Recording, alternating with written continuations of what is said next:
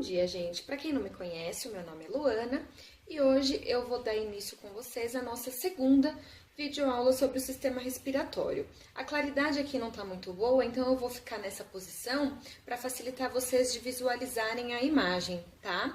Então eu tô um pouco escura, mas o que importa é a explicação. Então essa aula vai ser bem curta, certo? E na próxima aula a gente vai aprofundar um pouquinho a respeito da função dos alvéolos e como acontece, enfim, a troca gasosa a nível alveolar, que é muito importante e mais complexo, ok? Hoje eu vou falar para vocês um pouquinho sobre os envoltórios respiratórios, tá? As divisões dos pulmões e como eles trabalham. Então, para começar, vocês precisam saber que os pulmões, tanto direito quanto esquerdo, eles são formados por tecido conjuntivo, tá? Que permite que nós, em nossos movimentos de inspiração e expiração do ar, consigamos contrair e relaxar os pulmões. É claro que isso não se dá somente por ele ser formado de tecido conjuntivo. O que auxilia os pulmões, enfim, a trabalharem nos movimentos de ventilação são os músculos. Quais? Nós temos os músculos intercostais, que vocês podem ver aqui, que ficam entre as costelas, certo? Então, quando nós inspiramos o ar, esses músculos, eles expandem, eles abrem os espaços que eles têm, facilitando o quê? Com que os pulmões encham. Também nos movimentos de inspiração do ar, o diafragma, que é este músculo logo abaixo dos pulmões, que vocês devem saber que serve para dividir o tórax do abdômen, ele também auxilia no nosso processo de ventilação. Como? Quando a gente inspira o ar, o diafragma desce, pressionando os nossos órgãos viscerais, as nossas vísceras, melhor dizendo, do abdômen. E isso faz com que os pulmões consigam encher de ar, certo? No movimento de expiração, o diafragma sobe e os músculos intercostais voltam para o seu devido lugar.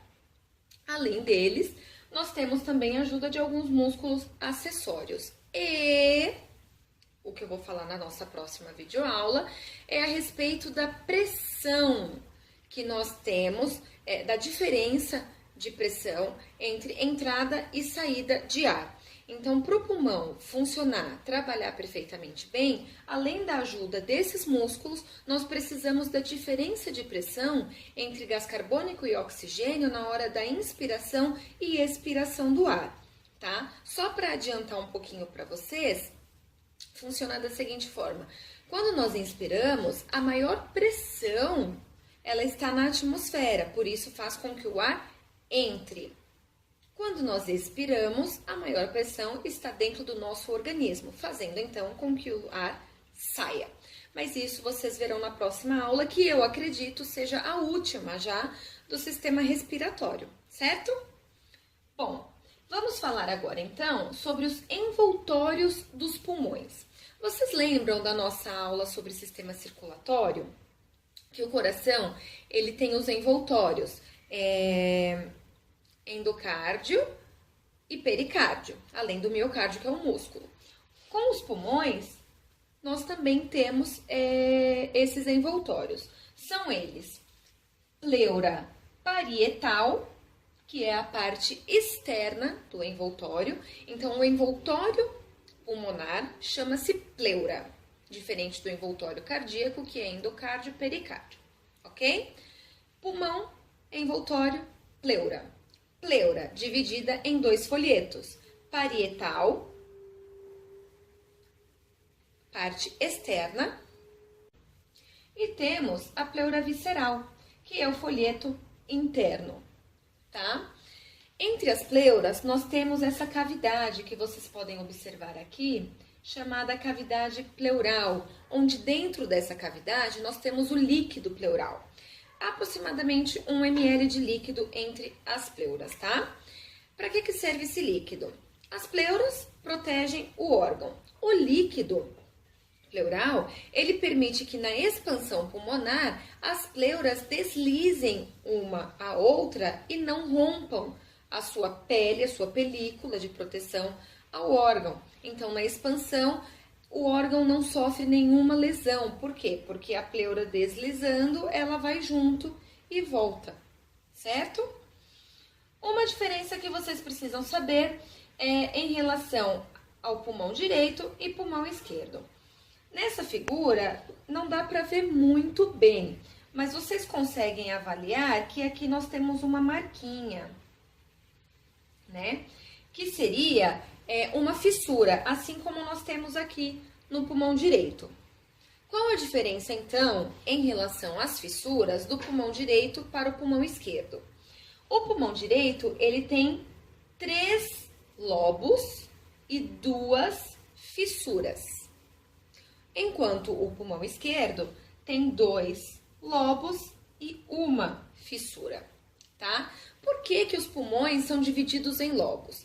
Porque quando você sofre algum problema em determinado lobo do pulmão, os outros, por ter essa divisão, conseguem trabalhar normalmente, certo? Então, é um mecanismo que faz com que você não sofra de imediato, enfim, por qualquer alteração que aconteça no seu pulmão, tá? Então, você tá com problema no lobo superior do pulmão direito, o lobo médio e inferior continuam trabalhando.